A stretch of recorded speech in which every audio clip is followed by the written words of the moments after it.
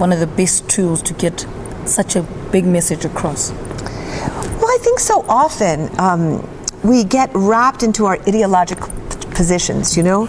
We know our stance, we know our ist, you know, we know what we believe, we know what we say. And so it's just, I say, you say, I say, you say, and we just keep going back and forth. But I think what art has the capacity to do is several things. It creates ambiguity. It creates spaces where we don't know all the time, where there's mystery, where there's joy, where there's complexity, where there's sorrow. And it has heart. And I think once we get into our hearts, there's almost like there's a river there, which allows for us to be joined in ways we can't be joined, and to understand. And when we feel people's feelings, and when we feel their stories, and storytelling. So much of theater is about storytelling. You know, when I hear your story, you're not an abstract entity to me. You're not a woman in South Africa. You're you. You're you. You're particular. You're specific. And when I know your specificities, I can't but be moved by you. Let's not run away from the fact that wherever you're around, the word vagina gets thrown around like it. When in does it get thrown? When in actual fact, it actually makes people cringe. How do you react to people who still can't stand to have words like vagina mentioned around them? Well, I always laugh because you can say plutonium, you can say Scud missile, you can say death by an AK-47 on the front pages. No one's alarmed. Yeah. No one feels bad. But you say vagina, and people go crazy. Now, why would that be? This is this place, our vulva, our vagina, our clitoris. This is the most gorgeous, sacred place in the world, right? It's where we come from. It gave birth to all of us, right? It is the most loving, the most generous, the most beautiful, sacred place. And why we've come to cringe around it or to feel horrified is what patriarchy's done to all of us, right? It's made sex something to be ashamed of. It's made the body something to be abhorred. It's made us feel that who we are through and through these beings is not beautiful and ours and something to be cherished. And so I was on a radio show the other day, and I realized how comfortably we were using the word vagina, and how when I started 20 years ago, you know, I remember CNN did an interview with me about the Vagina Monologues and never mentioned the word vagina, and how much that's changed, how we actually can have a discourse now and not be afraid of language. If we can't use the word vagina, then what does that tell us? We can't know it, we can't see it, we can't make it ours, and all kinds of terrible things can happen to it in the dark, and we will never have agency or voice over it. But when we can talk about it naturally, as if it's part of our natural existence, then we can have power and agency over our bodies. Let's talk about your book.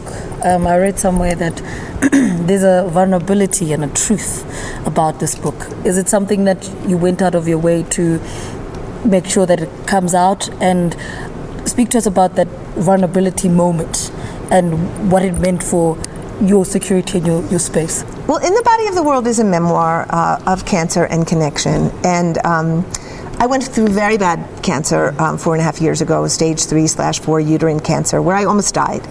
And it was a very transformative and very it was pure upheaval of my psyche and my body and my being. And you know, out of nowhere, I was diagnosed. I had a tumor the size of a mango that had just broken through to all kinds of things in my body. And within 3 days, I was in 9-hour surgery. You know, but when I woke up from that surgery, you know, I had tubes and catheters and all kinds of things coming out of me. But for the first time in my life, I was body. I was in this body. All those years I had left my body and evacuated, I was finally my body. And even though the next months were arduous, difficult months where I went through infections and chemotherapy and more operations, every day I suddenly felt like by being in my body, I was more connected to the earth, I was more connected to my sister, I was more connected to my friends, I was more connected to my family, I was more connected to everything. And I realized how alone I'd been. You know, what a stranger I've been, what an exile I've been, what a refugee I've been from my body, you know, and how violence makes us refugees from our bodies, you know, violence to the earth, where we oppress people economically, where we oppress people, we make them live in impoverished conditions, where we take people's bodies and we use them in slave labor, where we take people's bodies and we violate them. we're forced to leave this precious, beautiful thing called our body. So I think sometimes these terrible experiences that happen to us actually can, if we have the right people around us and the right frame, they can bring us back home, you know? What's the one thing you want every single woman in the world to know? You know, a man said a beautiful thing to me today after the show, and it really touched my heart. He said, I learned something really important today, that we don't have to be determined by our past, that we can create our futures. And I went, if that's all that happened today, but I think very often with us women, terrible things happen to us, and they make us feel that we're finished. You know, we get raped, or somebody assaults us, or we get put down, and we feel like we're done. We feel like our life is over. It is so not true. That is the grist with which you can create a revolutionary life. That is the grist with which you can reach out to other women and help them, you know, come up and rise up.